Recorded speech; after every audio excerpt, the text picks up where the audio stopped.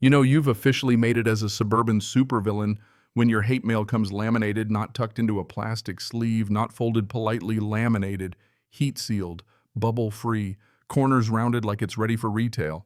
That was how my Tuesday started, 7 a.m. Aggressive sunshine coffee in one hand, keys in the other, and a professionally preserved threat flapping under my windshield wiper like a passive-aggressive flag of war. The font Comic Sans. Of course it was Comic Sans.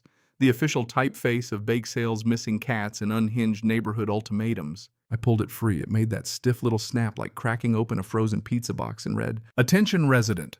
It has been observed that your vehicle is discharging toxic fluids onto the community pavement." Toxic fluids. I looked down at the crime scene, a damp circle the size of a Ritz cracker under the front tire of my 2019 Ford F-150. Not a junker, not a showroom princess. Just a solid truck. I take care of oil changes, tire rotations, better treatment than my lower back gets. I crouched. Touched it. Cold. Thin. No rainbow sheen. No smell. Just water. A sea condensation. Because we live in a state where the humidity tries to drown you for checking the mail. I looked across the street.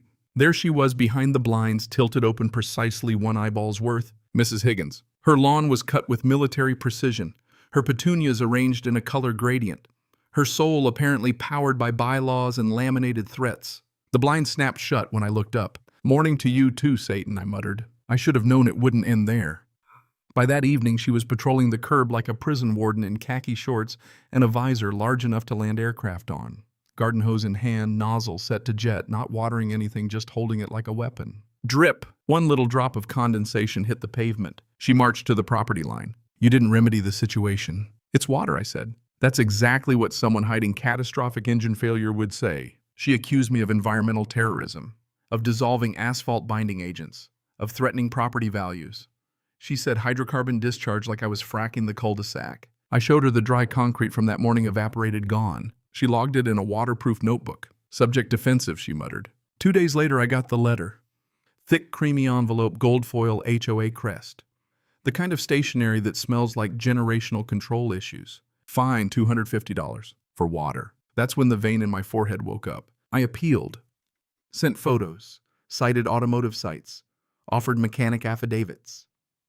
The board replied, "Mrs. Higgins has provided photographic evidence and a sworn statement." Of course she had. That night at 9:30 p.m., she stood in front of my driveway with a tactical flashlight whispering "aha" at a damp patch like she'd uncovered a cartel operation. She called 911. 2 police cruisers rolled up. Officer Miller, no relation, thank God, examined the hazard, poked it with a pin. "It's wet," he said. "It's water," I said. Mrs. Higgins accused me of releasing flammable toxins. Miller sighed the sigh of a man who has seen everything and regrets all of it. He couldn't arrest me.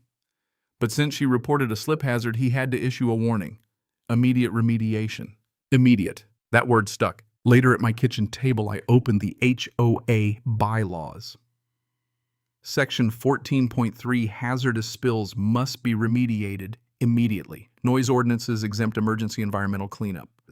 I leaned back. If she wanted emergency remediation, she was about to get emergency remediation. At 2:58 a.m., I stood in my driveway wearing heavy boots, safety goggles, a high-vis vest, and ear protection. Caution tape stretched across the entrance like I was responding to a chemical leak at Chernobyl. Behind me sat the Tsunami 9004-200 PSY of gasoline-powered righteousness I'd rented from Big Mike's Heavy Hire. Mike had grinned when I told him why. "The HOA special," he'd said. "Godspeed." At 3 a.m., I pulled the cord. The engine didn't start. I checked the choke, pulled again. Roar. It didn't hum. It detonated. Even through earmuffs, it rattled my bones. Across the street, bedroom light snapped on like a flashbang. I squeezed the trigger. The surface cleaner hovered over the concrete, spinning twin nozzles like a flying saucer of vengeance. Foam erupted. Concrete appeared behind it, blindingly white. Not clean, reborn. Mrs. Higgins burst out in a silk robe and fuzzy slippers, screaming things I couldn't hear over the mechanical dragon in my driveway. She called the police again. But gravity doesn't negotiate. The runoff flowed downhill, across the curb, directly toward her pristine driveway apron. "Oh no," I muttered. "Containment breach. I killed the engine. It's spreading," I shouted. She looked down just as soapy foam crept toward her slippers. "You did this. I have to intercept it," I yelled. "Environmental emergency." And with that, I stepped across the street. I began cleaning her driveway. At first, just the apron, because technically that's where runoff hit. But once you cut a 20-inch wide stripe of blinding white into years of grime, you can't leave it half done.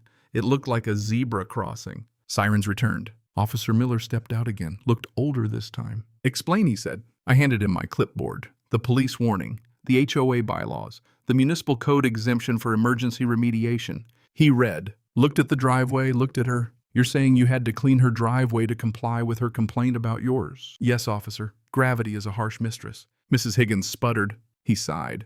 "You have 10 minutes. And I finished. Not just the apron. The whole driveway, walkway, mailbox base.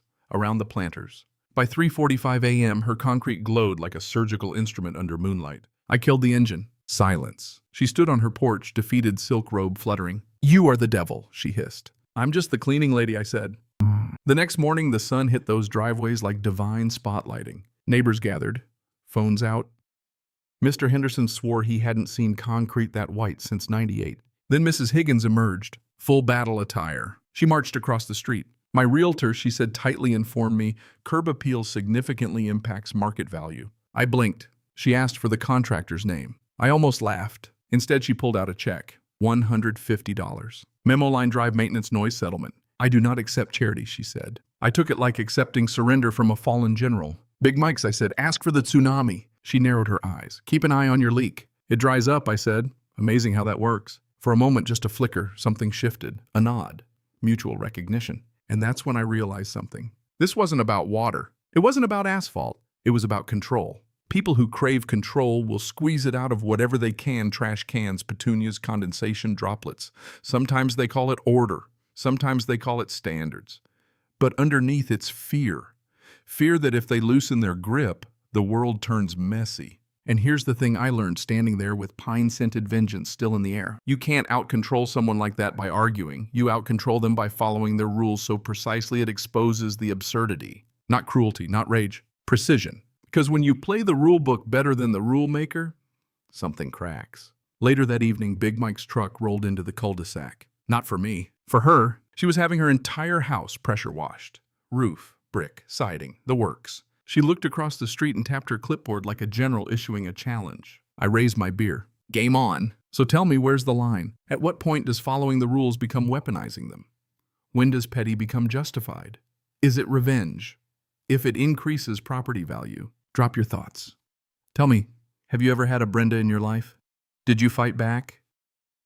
Or just pay the fine? Because in suburbia, justice doesn't wear a cape. Sometimes it wears a high-vis vest and runs on gasoline.